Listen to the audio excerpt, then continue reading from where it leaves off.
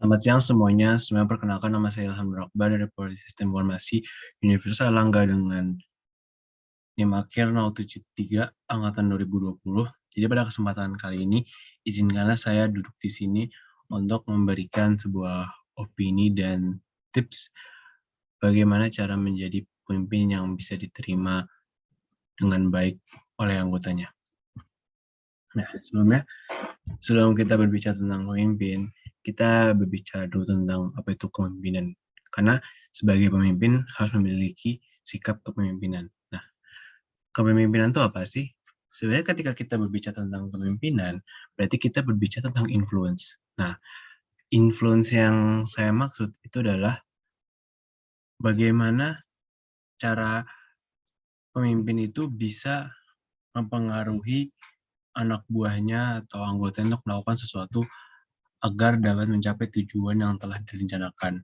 Nah, jadi bisa kita artikan bahwa kepemimpinan adalah proses seseorang pemimpin yang mampu mempengaruhi anggota atau anak buahnya untuk melakukan sesuatu agar dapat mencapai tujuan telah direncanakan. Nah, pemimpin itu adalah pelaku yang dapat mempengaruhi anggota atau anak buahnya untuk melakukan sesuatu agar dapat mencapai tujuan yang telah direncanakan. Nah, selain itu, ketika kita memiliki sikap kepemimpinan, seorang pemimpin harus bisa mengarahkan dan mengkoordinasi pekerjaan dari para anggotanya. Kemudian, pemimpin juga dituntut untuk membangun relasi sesama anggotanya. Kemudian, harus bisa menciptakan lingkungan atau kondisi yang kondusif agar tujuan yang telah direncanakan dapat tercapai. Nah, kemudian karakteristik sebagai pemimpin. Gini, ada 4 hal yang bisa dikatakan sebagai pemimpin. Yang pertama, mampu memberikan arahan yang benar. Yang kedua, dapat menumbuhkan kepercayaan. Yang ketiga, mampu mendorong dan berani mengambil resiko. Dan terakhir adalah proaktif dan berani gagal demi meraih kesuksesan. Nah, berikut adalah cara menjadi pemimpin yang bisa diterima dengan baik oleh anggotanya. Sebenarnya 3. Nah, 3 hal ini aku ambil dari Ki Hajar Dewantara. Yang pertama adalah ingar sasung tulada, yang artinya jika pemimpin berada di depan, maka dia harus teladan. Nah, kapan sih bisa menjadi seperti ini? Nah, misalnya seperti ini.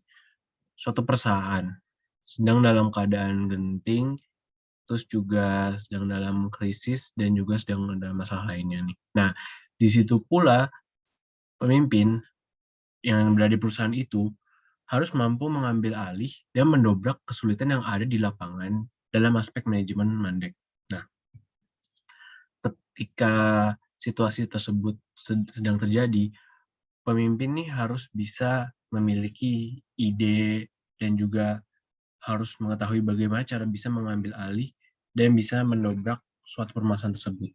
Karena kalau pemimpin tidak bisa melakukannya, maka perusahaan tersebut bakal hancur. Ketika dibilang hancur, bisa dibilang bakal kalah, yang menyebabkan perusahaan tersebut tidak bisa berjalan. Nah, kemudian yang kedua adalah ing media mengukasa. Seorang pemimpin berada di tengah-tengah untuk membangun semangat. Nah, ketika pemimpin yang berada di depan nih, tadi kan kalau berada di depan itu kan untuk mengambil alih dan mendobrak kesulitan kan. Nah, ketika pemimpin itu sudah mengambil alih dan bisa menyelesaikan permasalahan yang berada di perusahaan tersebut, maka seorang pemimpin akan kembali ke tengah. Maksudnya kembali ke tengah itu bersama dengan anggota-anggotanya. Nah, ngapain sih di tengah-tengah ini? Nah, ketika pemimpin berada di tengah-tengah ini, dia akan mendelegasikan tugas-tugas dari pemimpin tersebut dan memberikannya kepada anak buahnya atau anggotanya, yang kemudian anggota ini akan melaksanakan sesuai dengan perencanaan fungsi manajerial tersebut. Nah, yang terakhir, yang ketiga, itu Turi Handayani, yang ada di belakang memberikan support. Nah, jadi begini maksudnya. Ketika pemimpin juga sudah berada di tengah, dia bisa saja mundur. Nah, mundur ini bukan selalu diartikan sebagai, oh, saya pengen mundur dari jabatan ini sebagai pemimpin, saya ingin jadi anggota. Bukan begitu maksudnya. Jadi, seorang pemimpin itu, ketika maksudnya di belakang memberikan support, itu dia mundur beberapa langkah. Jadi, mundurnya ini memiliki arti sebagai untuk mempersiapkan untuk tugas yang lebih tinggi. Jadi, masa tugas yang lebih tinggi ini bisa diartikan sebagai permasalahan yang baru. Karena setiap permasalahan itu pasti akan tumbuh. Jadi misalkan permasalahan A dan B, misalkan permasalahan A dan B selesai nih. Nah, nanti akan ada masalah baru, masalah C. Nah, seorang pemimpin itu tidak apa ya? Tidak cuma fokus ke permasalahan tersebut. Dia juga pasti bakal fokus ke permasalahan C dong. Nah, tapi bukan berarti mundur itu bukannya berarti kalau misalkan dia belum selesai terus mundur terus cari apa? Terus cara mengatasi masalah yang lain, dia juga sebelumnya harus menyelesaikan dulu masalah A dan B. Kemudian ketika mereka selesai, terus seperti yang tadi berada di tengah, kemudian dia mendelegasikan tugasnya ke anak buahnya atau anggotanya, maka pemimpin itu bakal mundur sedikit, terus dia bakal mempersiapkan diri untuk permasalahan yang lain. Bagaimana cara mengatasinya, gitu. Nah, itu yang bisa saya sampaikan. Nah, saya ingin berbagi experience tentang saya menjadi calon pemimpin.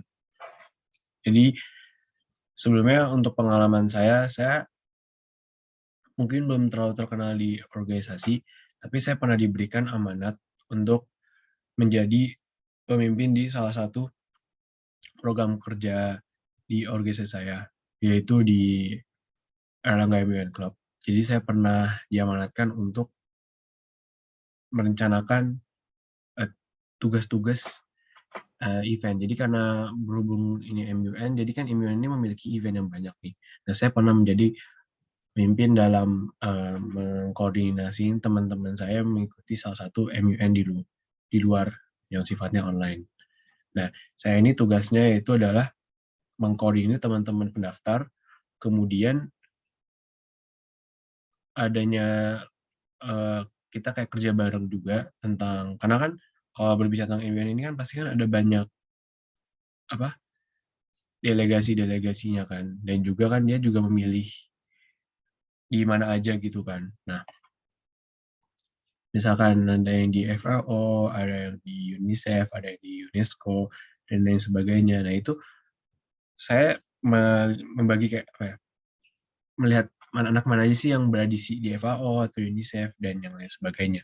Nah, di situ ketika saya sudah membagi-baginya, siapa aja yang masuk ke sini, nah, kan pastinya itu perlu mempersiapkan bahan presentasi kan. Nah, di situ saya, karena berhubung waktu itu saya masuk ke FAO, jadi walaupun nggak cuma FAO doang sih waktu itu yang ikut juga, itu kita kayak kumpul bareng, kita kayak membahas tentang bahan apa sih yang perlu diperbincangkan untuk sidang nanti gitu. Walaupun nggak beda ruang, walaupun materinya berbeda, nah itu kita tetap saling sharing juga tentang materi-materinya gitu loh.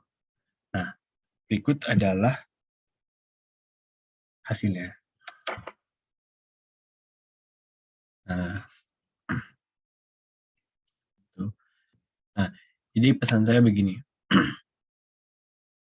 Jadi pemimpin itu tidak harus selalu berada di organisasi gitu, karena mungkin memang ada beberapa faktor yang dibutuhkan untuk menjadi pemimpin satu organisasi kan. Nah, tapi pasti kan di organisasi itu kan memiliki berbagai macam proker atau acara lain kan. Nah, di situ kalian juga bisa menjadi pemimpin gitu. Nah, bisa saja ketika kalian menjadi pemimpin di proker tersebut, bisa aja nanti suatu saat nanti kalian juga bisa menjadi pemimpin di organisasi tersebut gitu. Jadi itu yang bisa saya sampaikan. Terima kasih dan selamat siang.